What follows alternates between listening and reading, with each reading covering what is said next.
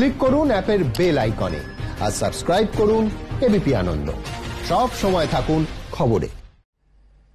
21-এর ভোটে target Matua vote. Matua প্রভাবিত বনগাঁর গোপালনগরে আগামী 9 ডিসেম্বর সভা করবেন মমতা বন্দ্যোপাধ্যায়। ভয় পেয়েই মমতার সভা খোঁচা বিজেপির।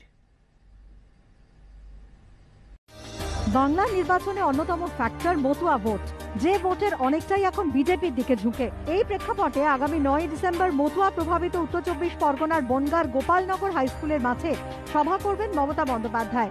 2019-এর লোকসভা ভোটের নিরিখে বনগাঁ কেন্দ্রটি তৃণমূলের হাত থেকে ছিনিয়ে নেয় বিজেপি। বনগাঁ লোকসভার 7টি বিধানসভা কেন্দ্রের মধ্যে বিজেপি 6টিতেই এগিয়ে, একটিতে এগিয়ে তৃণমূল। এই প্রেক্ষাপটে বনগাঁয় তৃণমূল নেত্রীর সভা ঘিরে শুরু হয়েছে বিজেপি তৃণমূল চাপানুতর। তৃণমূল শঙ্কিত, আতঙ্কিত।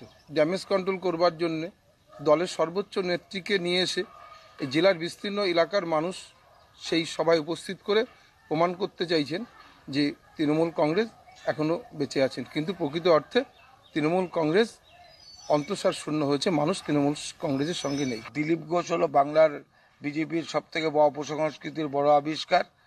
সুতরাং উনি একটা পথসভা করে গিয়েছেন, ওনার তো জনসভা মাঠে দাঁড়িয়ে পথসভা করে গিয়েছেন। আর মমতা বন্দ্যোপাধ্যায় সেই মাঠটা এনে রাস্তা অবধি ভরে যাবে, লক্ষাধিকের উপরে মানুষ হবে। রাজ্যে মতুয়া ধর্মাবলম্বী 3 কোটিরও বেশি। নদিয়া, উত্তর ও দক্ষিণ 24 পরগনা, কোচবিহার, মালদার একাংশ মিলিয়ে রাজ্যে অন্তত 74টি বিধানসভা কেন্দ্রে মতুয়া ভোটাররা গুরুত্বপূর্ণ ভূমিকা নেন। সম্প্রতি বঙ্গ সফরে এসে মতুয়া বাড়িতে মধ্যাহ্নভোজ সেরেছেন অমিত শাহ। উল্টো থেকে উদ্বাস্তুদের জন্য পাট্টা, মতুয়াদের জন্য উন্নয়ন পর্ষদের কথা ঘোষণা করেছেন মুখ্যমন্ত্রী। তাই মতুয়া মন পেতে মরিয়া সব পক্ষই। সমীরণ পালের রিপোর্ট, এবিপি আনন্দ। স্যার 7টায় বেরিয়ে যাবে। 7টায়? কোথায় যাবে? দার্জিলিং। কদিনের জন্য? দিন নয় স্যার, ঘন্টা। 1 ঘন্টার জন্য। দার্জিলিং হয়ে মুকুটমণিপুর ঘুরে ঝাড়গ্রাম হয়ে 8টার মধ্যে ব্যাক। হ্যাঁ, প্লেন চার্টার করেছো নাকি? 1 ঘন্টায় গোটা রাজ্যের কোথায় কি হচ্ছে তার এক্সক্লুসিভ রিপোর্ট। এবিপি আনন্দ 7টায় বাংলা, রোজ সন্ধ্যে 7টায়।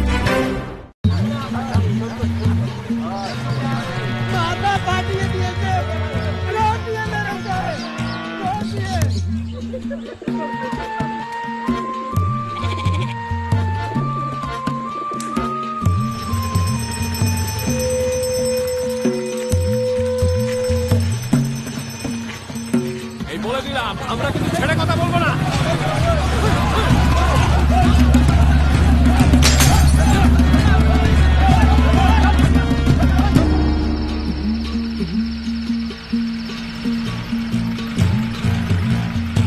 ভোর রাত থেকে রাতভর বাংলার কোথায় কি হচ্ছে তাই নিয়েই এবিপি আনন্দ আজ বাংলায়, রোজ রাত 9:30টায়।